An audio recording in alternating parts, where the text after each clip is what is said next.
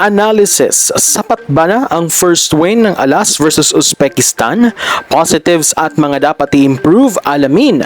Tinatago si Solomon. Good day ka-trending, this is Ivan, the new voice artist of this channel. Pero bago yan, huwag mong kalimutang mag-subscribe at i-click ang notification bell para lagi kang updated sa latest Pilipinas volleyball trend. Sa gitna ng masusing pagsusuri at kawalang katiyakan na pumapalibot sa paghahanda sa tournament, nagbigay ng matinding panalo ang Alas Pilipinas sa first game nito kontra Uzbekistan in 3 straight sets, 25-16, 25-12, 25-14 sa kanilang first game sa 2026 AVC Women's Volleyball Cup sa Candon, Ilocos Sur. Hindi kailanman pinayagan ng Nationals na makapag-settle ang kanilang mga kalaban mula sa Central Asia. Pinangungunahan ang tempo mula sa simula sa ilalim ng matatag at pamumuno ng mga matagal ng haligi ng national team na sina Alyssa Valdez at Jovelyn Gonzaga. Nagpakita si Valdez ng isang vintage performance with 14 points, 11 attacks, 2 blocks, 1 ace.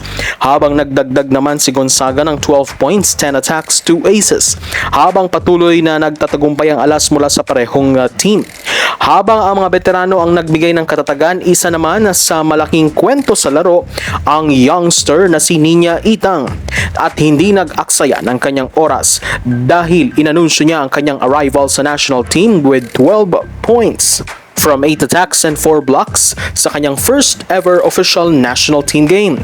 Sakay ng momentum ng kanilang panimulang tagumpay, sisikapin ng Pilipinas na makuha ng ikalawang sunod na panalo kontra naman sa Australia this Sunday, same time 3 p.m. sa parehong venue. Ngunit sapat na ba ito mga ka-V-Trends para sa Alas Pilipinas para tumagal sa turneyong ito? Well, magandang pangitain ito for a newly formed team pero hindi pa sapat kung masasabi natin na podium contender ang bansa. Marami tayong napansin pa na first game jitters tulad sa reception ng Pilipinas.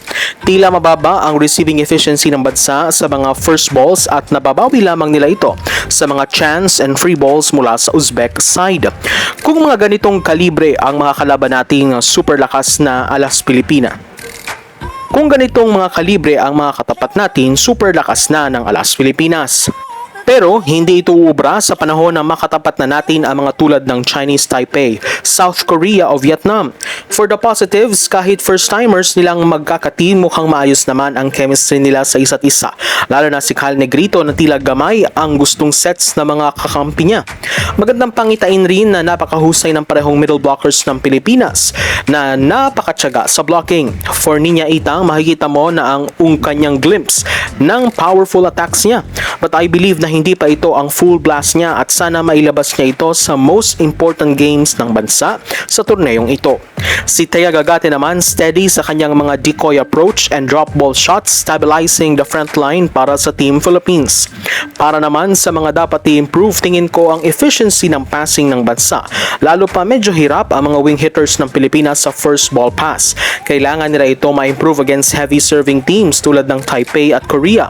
Maganda rin na mas maging consistent si Negrito sa mga combi plays lalo na if you are up against taller teams upang mas malito nila ang mga blockers na kalaban.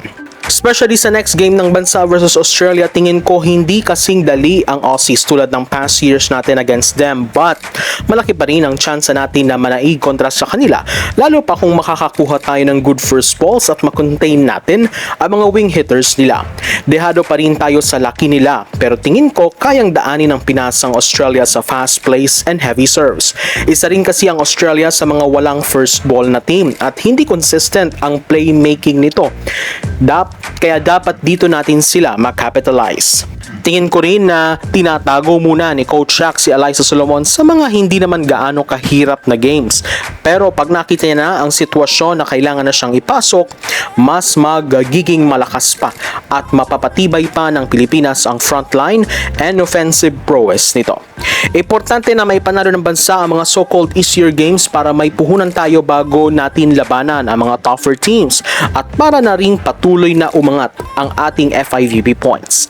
After ng laro, umangat na nga ang bansa sa world number 4-6 after their sweep versus Uzbekistan. So that's it for today's video ka-trending. Don't forget to subscribe and click the notification bell para lagi kang updated sa latest ganap at trends sa volleyball sa Pinas.